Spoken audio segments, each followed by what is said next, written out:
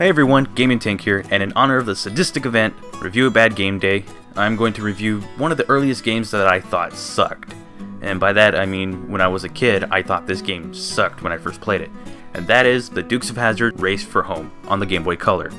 For those who don't know about this show, including myself, the Dukes of Hazzard was a late 70s, early 80s TV show about two cousins who go around racing around in a customized 1969 Dodge Charger called the General Lee. They get into some shenanigans while evading a corrupt county commissioner. This game follows the Duke boys, Bo and Luke Duke, through a few events while driving the General Lee. The vehicle turns left and right with the D-pad, A to accelerate and B to go in reverse. I won't lie, you'll be doing one of three different missions: a 2-lap race, stop a vehicle, or drive from point A to point B. As you do these, there are cars, vans, and police officers that will act as obstacles. The General Lee has a health meter, and when it runs out, you fail the mission. In each mission there are these nitrous cans that will allow you to go faster, and wrenches that will fix your vehicle. Now it's time to rant. Because the General Lee is a muscle car, it is difficult to control, so half the time you are spinning around trying to straighten your vehicle. And when you crash into a vehicle, you don't bounce back. You could potentially lose all of your health by getting stuck. Speaking of getting stuck, there are points where you can actually get stuck into barriers. Oh, but don't worry, you can always restart the mission. Also, the missions that require you to stop a vehicle, ramming into a vehicle, getting the vehicle stuck so you can hit them repeatedly. That's because the General Lee cannot handle sharp turns. Again, it's a muscle vehicle, but don't worry, the vehicle you wreck loses more health than the General Lee does, so getting it stuck actually benefits you. After a while, the police will get involved. Now, I did not know this until I wrote the script for this review, but the Duke boys are under probation, which means they cannot leave the county that they live in, and there are some corrupt cops chasing them around. As soon as you go past them in the game, they chase you, and these guys are really aggressive. I mean, damn, the police in Los Santos are more lenient than these guys. Let's get back to the important stuff. In the missions that have you go from point A to point B, you can get stuck and drive in circles. Your only hint is this orb that goes around that acts as an arrow. It took me a long time to realize that a map was available by pressing start. Every Game Boy game has taught me that start takes you to a pause menu.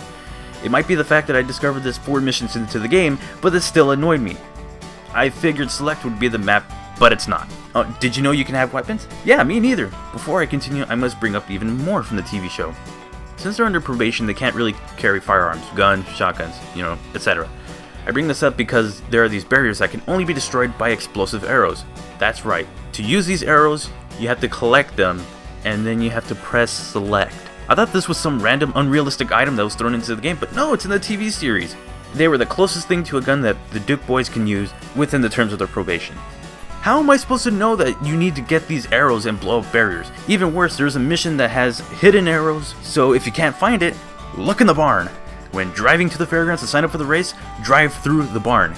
It gets out of hands when there's a mission that requires you to drive someone home.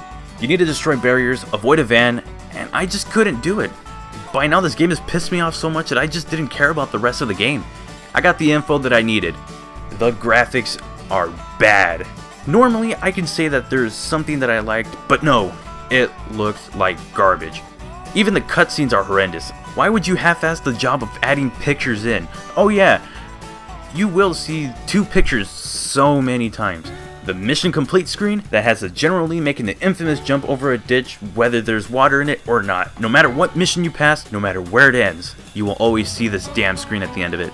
Another is this mission failed screen with the police behind the car. Again, doesn't matter what you do, doesn't matter where you are, it will be the screen you see every time you screw up. Some of the cutscenes made me question the choices I made, especially the one where I chose to play this game. There's this one where one of the Duke boys has no facial features besides his barely visible nose.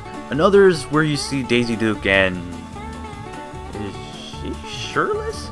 I mean, the game doesn't go any lower than a small portion of her upper body, but I always thought she had that plaid shirt that was tied up in the front, and in the cutscene you just see a face, hair, part of an upper body, and that's about it. I'm assuming a tied up plaid shirt would still be visible, but not here. Not to mention she looks like a stoner, so maybe while the Duke boys have been drag racing, Daisy's been drag weeding. See, I'm that angry that a joke can't even take me out of it. Now let's talk about the sound. Holy frick, the sound is awful. There are about 3 or 4 songs in this game. The main menu, mission complete, the failed mission, and the credits maybe. They all sound bad. There is nothing about the soundtrack that I like. The missions have no music, so the only thing you're going to hear is the motor of the General Lee and the police sirens. But for the most part, it's the motor. I just can't. There is nothing that I can compare this ear-bleeding ordeal that I have to hear throughout the whole game to. It is impossible, and when you do a jump, you have to hear that stupid horn.